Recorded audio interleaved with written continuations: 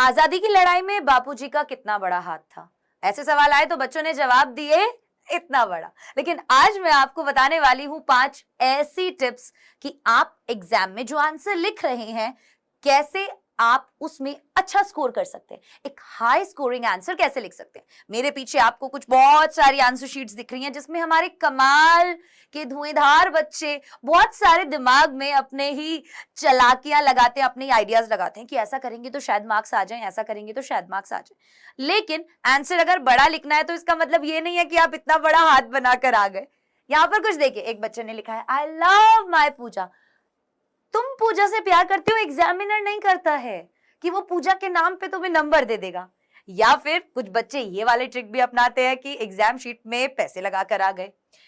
ये इंग्लिश के पेपर में बहुत ज्यादा होता है, गंदी हैंडराइटिंग और बिना कोई स्पेस दिए काटा पीटी बहुत ज्यादा कर रखी है, एक साथ बहुत कुछ लिख रखा है। हाँ, टीचर को कंफ्यूज करने के लिए कि ट्रू है या फॉल्स है सामने वाले को समझ ही ना आए, राइट? साथ ही साथ आजादी की लड़ाई में तो आप देख ही रहे हैं कि क्या क्या हो रहा है। सो आज की क्लास के अंदर बेसिकली इन सभी आंसर शीट्स को देख के मैं आपको बताने वाली हूं कि आप लोग एक अच्छा हाई स्कोरिंग इंग्लिश के आंसर कैसे लिख सकते हैं। इंग्लिश के अंदर बहुत लॉन्ग आंसर टाइप क्वेश्चंस आते हैं जिनके अंदर कुछ ऐसी मिस्टेक्स हैं जो हम करते हैं और कैसे हम अपने आंसर को बेटर बना सकते हैं। आइए स्टार्ट करते हैं आज का सेशन। सबसे पहली चीज, do not just write to fill the answer sheet. लिखना केवल इसलिए नहीं है क्योंकि शीट्स भरनी है। बच्चों के दिमाग में क्या आता है कि अगर हमने 32 या 36 जितनी भी शीट्स मिल रही हैं सारी की सारी फिल कर दी तो हमें मार्क्स अच्छे मिल जाएंगे, बट ऐसा नहीं होता है। इस पॉइंट से मैं आपको बताने वाली हूं वर्ड लिमिट को फॉलो करना कितना ज्यादा इंपॉर्टेंट होता है और जो पूछा गया है केवल उसी का आंसर देना कितना ज्यादा इंपॉर्टेंट होता है। पहली चीज, वर्ड लिमिट को फॉलो करने से क्या होता है, इंग्लिश के एग्जाम में बच्चों के मार्क्स कटते हैं और पेपर छूट जाता है। पेपर छूट जाता है क्यों? क्योंकि बेफालतू में 2 नंबर के क्वेश्चन में पूरा पूरा पेज लिख रहे हैं। क्यों लिख रहे हो भाई? क्योंकि मैम हमें तो बहुत ज्यादा आता था। अरे तुम्हें आता था इससे कोई फर्क नहीं पड़ता है, टीचर ने जो पूछा है उसको तुम 2 नंबर के आंसर में 4 लाइंस में लिख के खत्म करो ना यार। दूसरी चीज हमने आपको बताया, मैंने एक तो बताया आपको कि वर्ड लिमिट को फॉलो करना है, दूसरा बेफालतू में आपको जो नहीं पूछा गया है वो भी लिखना जरूरी नहीं है। क्यों? क्योंकि टीचर ने सवाल देखा है और वो वही सवाल का जवाब आपकी आंसर शीट में देख रहा है। अगर वो चीज उसे नहीं मिलेगी तो चाहे आप कितना भी लिखकर आ जाओ मार्क्स आपको नहीं मिलेंगे। तो लिखना केवल इसलिए नहीं है क्योंकि शीट्स भरनी है, लिखना इसलिए है क्योंकि मार्क्स चाहिए। तो ध्यान रखिए, अपने आंसर को 3 से 4 पार्ट्स में डिवाइड कीजिए। स्टार्टिंग में इंट्रोडक्शन दीजिए, बीच में जो पूछा गया है उसका जवाब दीजिए और हमेशा अपने आंसर को कंक्लूड जरूर कीजिए।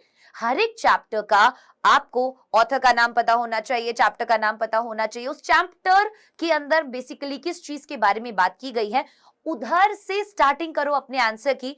जितने वर्ड्स में पूछा गया है उतने वर्ड्स में लिखो, कंक्लूड जरूर करो और इस तरीके से आप एक अच्छा आंसर भी लिख पाएंगे और आप अपने मार्क्स भी कमा पाएंगे। आइए बढ़ते हैं दूसरे क्वेश्चन की तरफ या दूसरे डाउट की तरफ, वो है यूज कॉमन वर्ड्स। बच्चों के दिमाग में चलता है मैम अगर हम भारी भारी बड़े बड़े ये बड़े बड़े वर्ड्स यूज करेंगे तो क्या हमें मार्क्स ज्यादा मिलेंगे? ये सब वहम है, इस वहम को अपने दिमाग से निकाल दो। केवल आपको वो वर्ड्स यूज करने हैं, सबसे पहली बात, जो आपकी बुक के चैप्टर्स में दिए हुए हैं। आप अपने चैप्टर्स के वर्ड्स को जो भी याद कर लेगा, की वर्ड्स और की फ्रेजेस को, उन्हीं वर्ड्स को अगर आप आंसर्स में यूज करोगे, अंडरलाइन करोगे तो आपको ज्यादा मार्क्स मिलेंगे। उनकी जगह अगर बहुत बड़े बड़े हाई फाई वर्ड्स यूज करोगे उसका कोई फायदा नहीं होना। स्पेलिंग्स गलत करोगे, बहुत सी बार कंफ्यूज हो जाओगे और वहां पर अपने मार्क्स गंवा दोगे। कॉमन वर्ड्स यूज करो, चैप्टर में जो भी वोकैबुलरी यूज हुई है वो यूज करो ताकि मार्क्स अच्छे मिल सके। कीवर्ड्स और की फ्रेजेस चैप्टर के बहुत ज्यादा इंपॉर्टेंट है। कॉमन वर्ड्स आसान भाषा में सिंपल तरीके से अपनी बात कन्वे करोगे तो मार्क्स अच्छे मिलेंगे। अब चलते हैं तीसरी चीज पर, do not use short form of words. भाई ये तुम्हारी व्हाट्सएप चैटिंग नहीं है तुम्हारी पूजा के साथ, ये यहां पर तुम्हारी एग्जाम है और तुम्हें आंसर लिखना है जिसके तुम्हें मार्क्स मिलेंगे, और जब मार्क्स मिलेंगे, स्कूल में टॉप करोगे तो पूजा तुमसे अपने आप प्यार करने लग जाएगी। कहने का मतलब ये हुआ कि ओ माय गॉड को OMG लिखना बंद करो, बिटवीन को, बाय द वे को BTW लिखना बंद करो। हमेशा हमारे आंसर्स ढंग से होने चाहिए, कंप्लीट वर्ड्स में होने चाहिए। ये जो व्हाट्सएप, इंस्टाग्राम, फेसबुक वाली भाषा है इसको भूल जाओ, क्योंकि मैंने देखा है आंसर शीट्स में बच्चों को ये वाली शॉर्ट फॉर्म्स यूज करते हुए देखा है, बिकॉज को BCZ लिखते हुए देखा है। ये सब चीजें यहां नहीं चलती। इनफैक्ट इंग्लिश के पेपर में तो अगर आपको कोई नंबर भी लिखना है, फॉर एग्जाम्पल आपको 23 लिखना है, तो उसको नंबर्स में नहीं वर्ड्स में लिखो, 23 नॉट 23। आई बात समझ में? अब बढ़ते हैं आगे अपने 4th पॉइंट की तरफ, try to use concise words. Concise words ये बेसिकली है वन वर्ड सब्स्टिट्यूशन वाला पार्ट। ठीक है, कि आप बहुत लंबी लाइन लिखने की जगह और उसकी जगह कोई एक टर्म अगर यूज कर पा रहे हो, फॉर एग्जाम्पल कोई एक बात कहने की जगह अगर आप कोई इडियम यूज कर पा रहे हो, कोई फ्रेज यूज कर पा रहे हो, उसका इंपैक्ट बहुत अच्छा पड़ता है। ये मैं आपको जो टिप्स दे रही हूं वो उस दम पे नहीं दे रही कि आपको नॉर्मल आंसर कैसे लिखना है, मैं उस दम पे दे रही हूं कि अगर 6 नंबर का या 5 नंबर का सवाल है तो 5 में से 5 या 6 में से 6 कैसे मिले। 5 में से 3 तो हर दूसरे बंदे को मिल जाते हैं, लेकिन 5 में से 5 केवल उन बच्चों को मिलते हैं जो इन वाली चीजों को फॉलो करते हैं।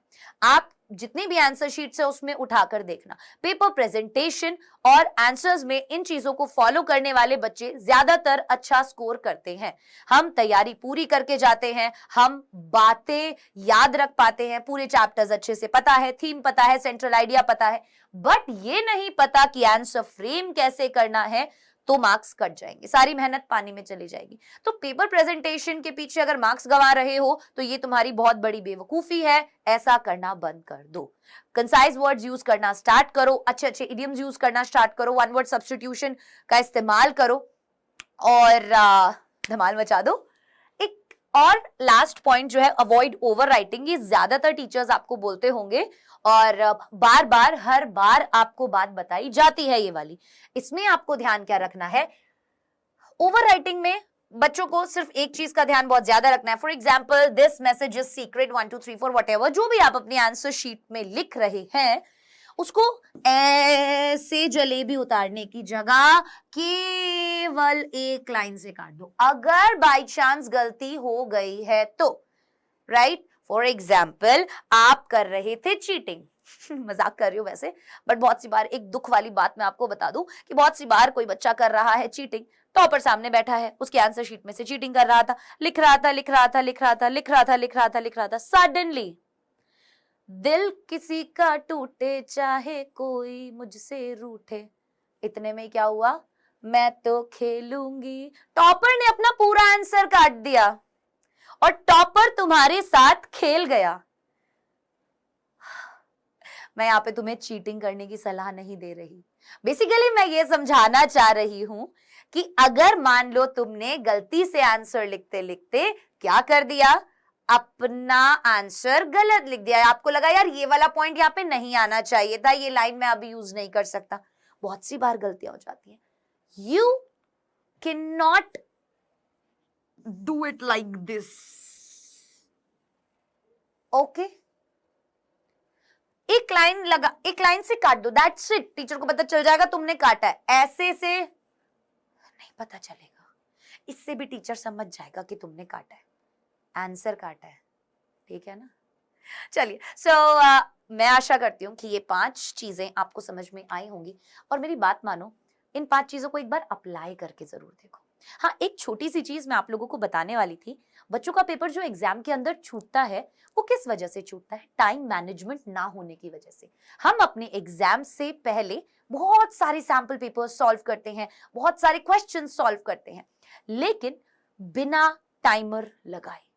एग्जाम से पहले जितने भी क्वेश्चंस की प्रैक्टिस कर रहे हो, बोलोगे मैम मैंने तो 50 अनसीन पैसेज सॉल्व किए थे, लेकिन एग्जाम में मेरा फिर भी पेपर छूट गया, मुझे बहुत टाइम लग गया अनसीन पैसेज सॉल्व करने में। वो इसलिए ही तो लगा ना बेटे, क्योंकि तूने एग्जाम से पहले जब अनसीन पैसेज सॉल्व किए तो तूने 2.5 घंटे में एक अनसीन पैसेज सॉल्व किया, एग्जाम में तेरे पे पूरा पेपर करने के लिए 3 घंटे। अपने सैंपल पेपर्स जो सॉल्व कर रही हो आप, 3 घंटे का पेपर है तो 2.5 घंटे का मान के करो, क्योंकि एग्जाम टाइम में होता है दिमाग पर स्ट्रेस, प्रेशर और बहुत सारी अलग अलग चीजें। बहुत सी बार तो एग्जाम टाइम में बैठे होते हैं, आंसर लिख रहे होते हैं और दिमाग में गाने चल रहे होते हैं, ट्रेंडिंग म्यूजिक, जो हम देखते रहते हैं सारा दिन, right. So I wish and I hope कि ये सभी चीजों का आप ध्यान रखोगे। एग्जाम से पहले जो भी सैंपल पेपर सॉल्व करोगे, जो भी क्वेश्चन सॉल्व करोगे, प्लीज टाइम मैनेज जरूर करना है। एक और लास्ट पॉइंट जाते जाते बता देती हूँ, बहुत सारी छोटी छोटी बातें दिमाग में आ जाती है मेरे। हमेशा एक साथ सारा नहीं लिखना। जो फर्स्ट वाला एक इमेज देखा था ना, इस बच्चे ने क्या किया, एक आंसर को पूरा एक साथ लिख दिया। नहीं, पैराग्राफ्स में तोड़ो अपने आंसर्स को। और ये मत सोचना कि इंग्लिश के अंदर पॉइंट्स में लिख के आ जाओ, ये सवाल बहुत बच्चे करते हैं। पॉइंट्स में आंसर लिखना सबसे बड़ी गलती होती है। हमेशा पैराग्राफ्स में ही आंसर आएगा इंग्लिश के अंदर, लेकिन एक साथ नहीं, एक paragraph, 2 paragraph, 3 paragraph. Long answer type question को कम से कम 3 पैराग्राफ्स में तोड़ो। लेटर राइटिंग के अंदर बॉडी वाले पार्ट को 3 पैराग्राफ्स के अंदर तोड़ो। इंट्रो लाइन बहुत इंपॉर्टेंट होती है, इंट्रो लाइन और कंक्लूडिंग लाइन बहुत इंपॉर्टेंट है। Okay, so I wish and I hope कि ये चीजें आपको फायदा देंगी और आप इनके ऊपर ध्यान भी देंगे। Bye guys, take care. And Gandhi ji के हाथ के बारे में तो आपको पता ही, but bye, take care and see you in the next session.